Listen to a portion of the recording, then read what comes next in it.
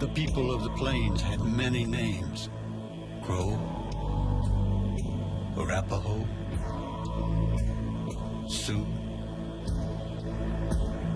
Each had different names. Each spoke different languages. But they all hunted the buffalo. Where the buffalo went, so did the people. The buffalo provided food, clothing, and shelter. Respect for the natural world is evident in nearly everything the plains people did. Many of their possessions were adorned with animal likenesses. Their ceremonial pipes were not only colorful, but were sometimes carved with animal figures. And so too were many of their cooking and eating utensils.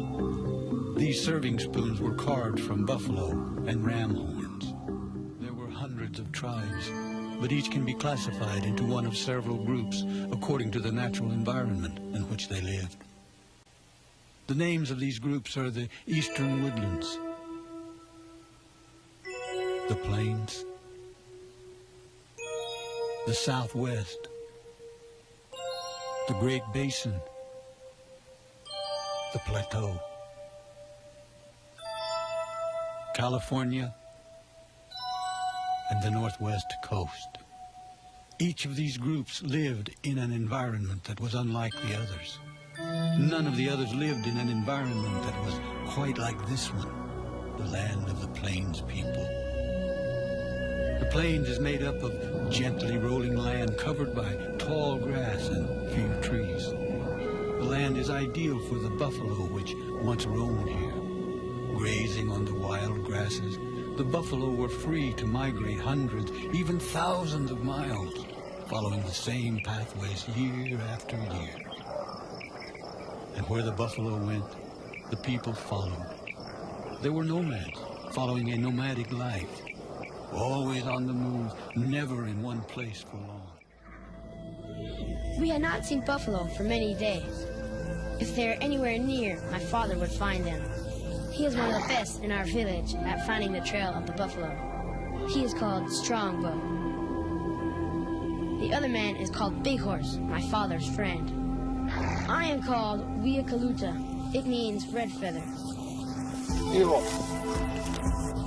I've lived for 12 winters, and usually boys my age don't get to ride with their fathers. But my father says I'll soon be ready for the hunt myself, and I must learn the ways of the buffalo.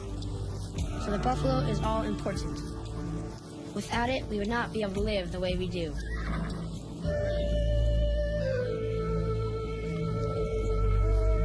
Our very homes are made from the buffalo. Our teepees have been sewn together from buffalo hides. A teepee makes a very nice home, and it is very quick to set up, which is a good thing because we're never in one place for long. My mother, Sound of the Wind, always sets up our teepee.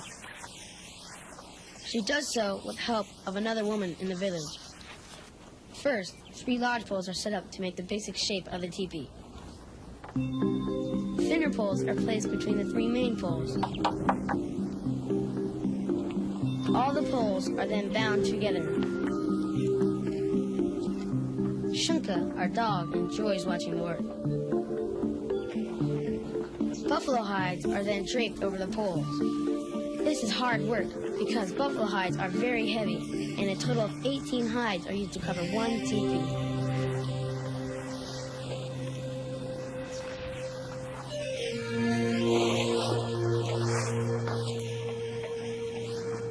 The hides are then stretched tight and pegged around the outside edge. The hammer my mother is using is made from an elk antler. While my mother puts up the real teepee, my little sister, runs like a rabbit, practices putting one up herself. This is how we learn things, by copying our parents. After the teepee is up, my mother will clear a place inside for our fire. She is using a buffalo horn to scrape away the grass. The fire will keep our teepee warm on the coldest of nights, and it can also be used for cooking. Before the fire is lit, flaps at the top of the teepee are open to let out smoke.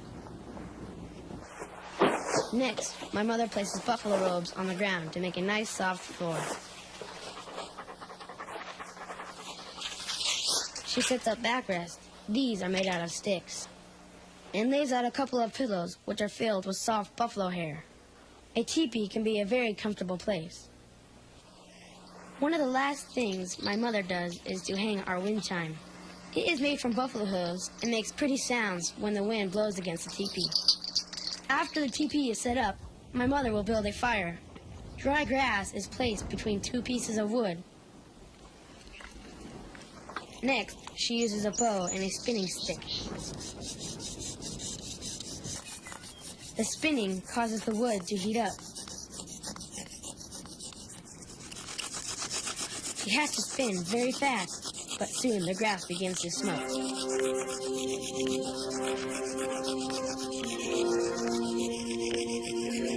Then, at just the right moment, my mother will stop spinning so that she can blow on the smoking grass.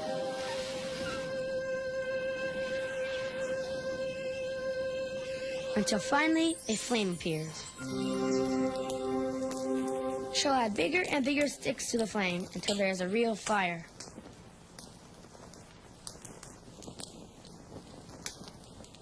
After the fire has been burning a while, my mother will remove one of the hot rocks. This is placed in a cooking bag. The rock will cause the water to boil in a very short time. After which, my mother will add some pieces of buffalo meat, which we eat practically all the time, as well as some prairie turnips, which grow wild just about everywhere. Runs Like a Rabbit likes to add the final seasoning, in this case, some spearmint leaves. I almost forgot, the cooking bag is actually the stomach of a buffalo.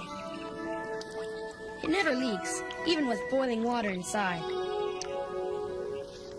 While my mother is cooking, my father will usually make tools and weapons.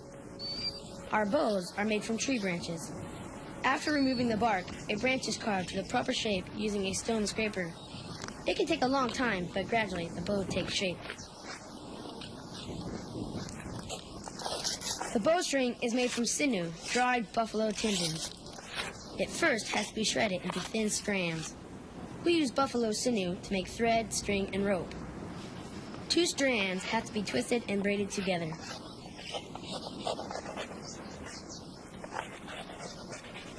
A freshly made bowstring is almost impossible to break. Arrows are made from carefully selected branches of the currant bush.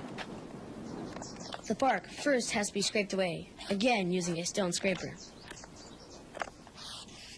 It is then sanded between 2 coarse rocks, and then straightened using a buffalo bone with a hole in it. Straightening is very important because if an arrow isn't straight, it won't fly straight.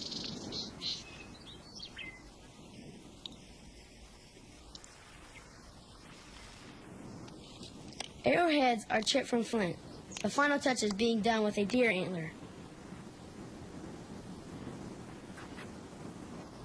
The arrowhead is then tied to the shaft with sinew. The same for the feathers. They are tied to the shaft with sinew. Then covered with a coating of glue, which is made from buffalo hide. A properly made bow and arrow in the right hands is a very deadly weapon. A single shot, aimed properly, can bring down a buffalo at full gallop.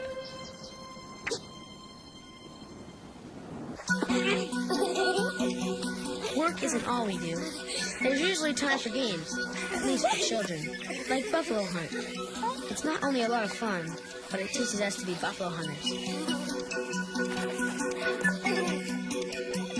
Throw one up like a ball is always a lot of fun. Girls especially like it because they get to throw small boys into the air. The hoop game also teaches us to be better hunters.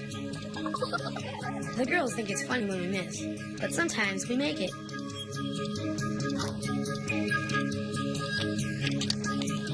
Shinny is another popular game. The object here is to hit a ball into your opponent's goal.